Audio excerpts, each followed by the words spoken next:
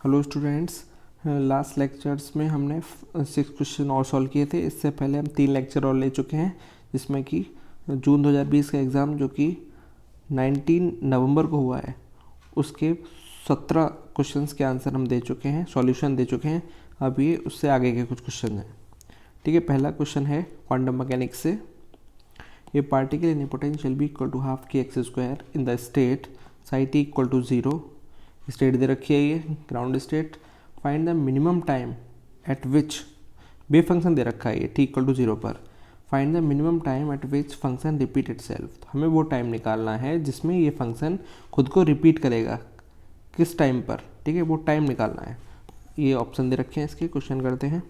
तो सबसे पहले हम वेव फंक्शन लिख लेते हैं टी इक्वल टू 0 पर। ये वेव फंक्शन होगा हमारा 1/√2 प्लस टी टाइम पर वेव फंक्शन 1/√2 0 ई की power minus I E naught T upon H cut, क्योंकि ग्राउंड स्टेट ई नॉट। और ये आ गया हमारा ई की power minus I E 1 T over H cut. ये हो गया फर्स्ट एक्साइटेड स्टेट। ठीक है, अब ये फंक्शन इटसेल्फ को रिपीट कर रहा है, मतलब फंक्शन खुद को रिपीट कर रहा है। तो साई टी इक्वल टू हो जाएगा हमारा साई 0 के, psi T equal to 0 equal to psi T के। ठीक है, तो 1/√2 ये इक्वल हो जाएगा इसके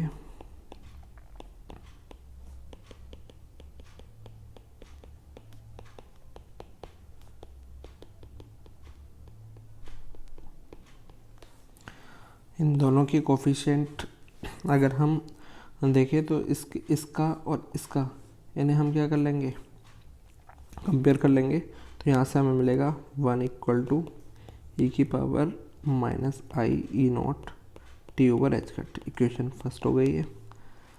इसके और इसके कोफिशिएंट कंपेयर करेंगे तो हमें मिलेगा 1 इक्वल टू ई की power minus I E 1 T over H cut. ये इक्वेशन 2, दोनों 1 के बराबर हैं।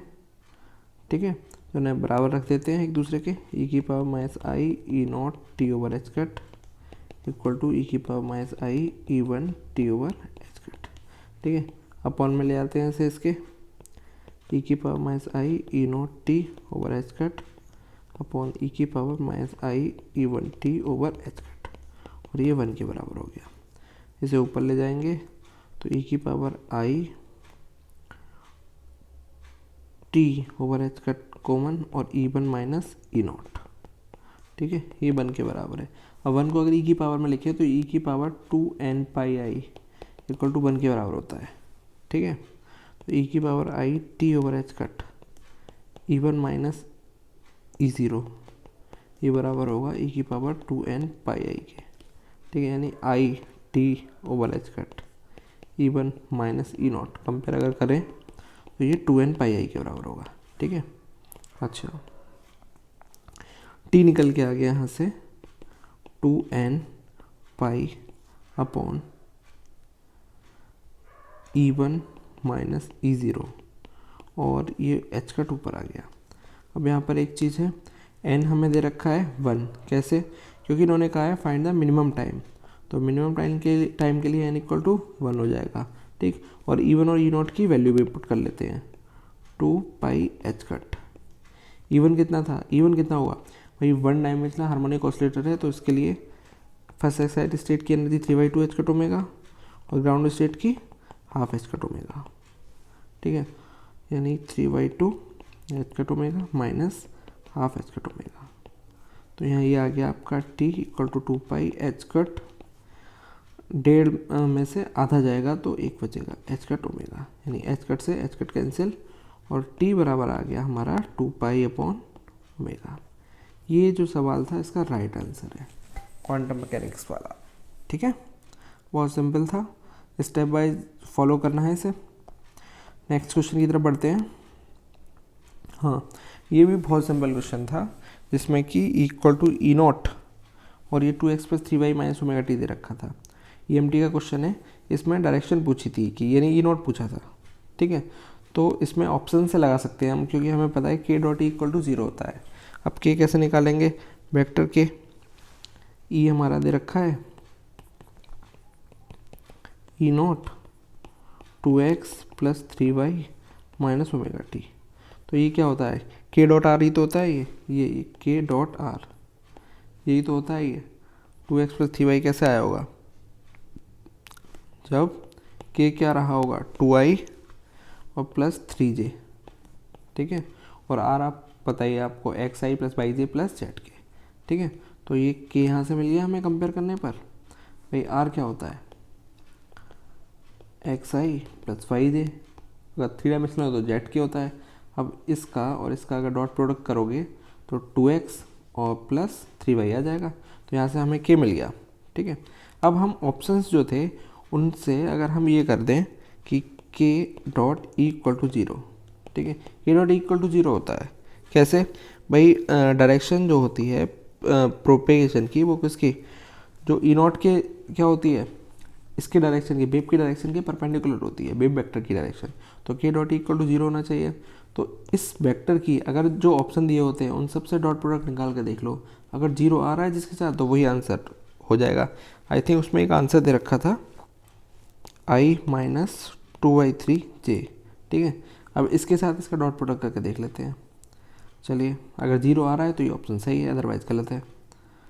तो 2i plus 3j dot i minus 2y3j, simplest तरीका है ये।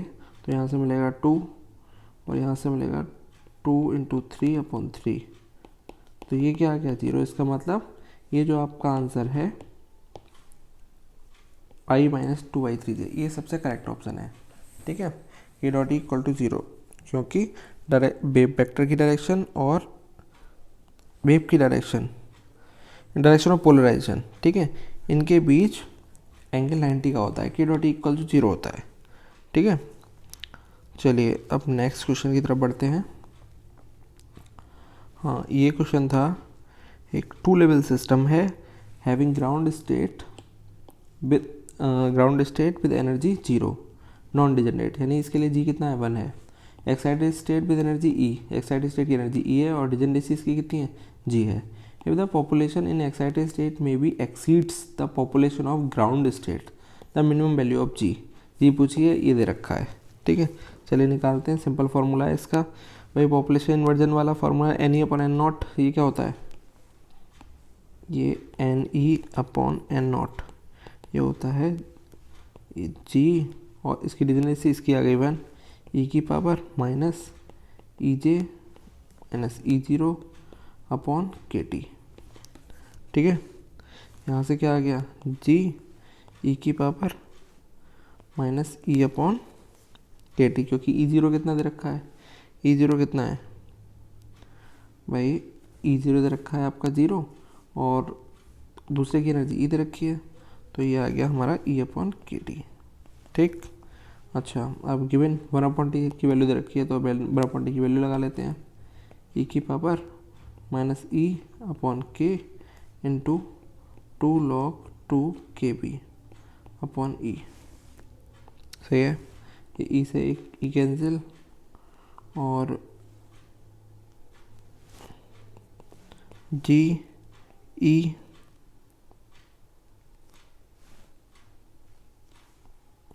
और ये के बी और के की बात है, ये के बी टी लिख लो या के लिख लो, ये आपस में कैंसिल हो गए। ई की पावर माइनस 2 log 2, अच्छा माइनस log x को log 1/x लिख सकते हैं हम, ठीक है। तो ये हो गया जी ई की पावर ln ये 1/4 हो गया ये, ठीक है।